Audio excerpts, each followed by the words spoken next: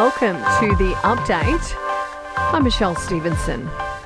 The husband of missing Ballarat woman Samantha Murphy says he's relieved there's been a breakthrough 31 days after she vanished without a trace. Police say 22-year-old Patrick Stevenson killed the mother of three on the day she went missing, but isn't cooperating with detectives about the whereabouts of her body. Outside the family home, an emotional Mick Murphy says it's been a tough time. The adrenaline with everything and that's what's going on is just, it's trying to be brave for everybody. It's something you wouldn't want anyone to experience. Former Labor MP Joel Fitzgibbon has paid tribute to his commando son, who died in an ADF training accident in Sydney.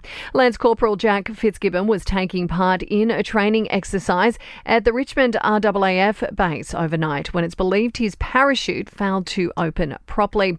Acting Special Operations Commander James Kidd has read a statement on behalf of the soldier's family. We are devastated and heartbroken by the loss of our wonderful Jack. Serving in the Special Forces was Jack's dream job, and we take some comfort from the fact that he died serving his nation in the uniform of the Australian Defence Force. An investigation is underway while all parachuting exercises have been paused for the time being. The federal opposition says it has some concerns over how the addition of super to paid parental leave would work. The government argues the landmark change would make sure women don't miss out on retirement savings if they take time off to care for children. Coalition MPs say the idea has been around for a long time and they'll consider the proposal.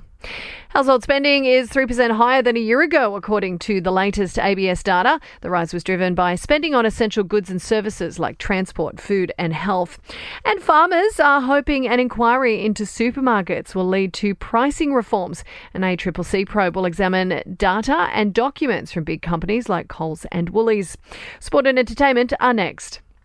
To sport, Marnus Labuschagne has dropped out of the top 10 of the ICC's Test batting rankings ahead of the second Test in New Zealand starting tomorrow.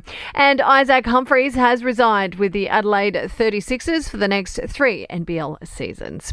In your entertainment news now, and attention is now turning back to Hollywood actor Alec Baldwin after the armourer from his movie Rust was convicted of involuntary manslaughter over the death of cinematographer Helena Hutchins. The actor is facing the same charges in court in July.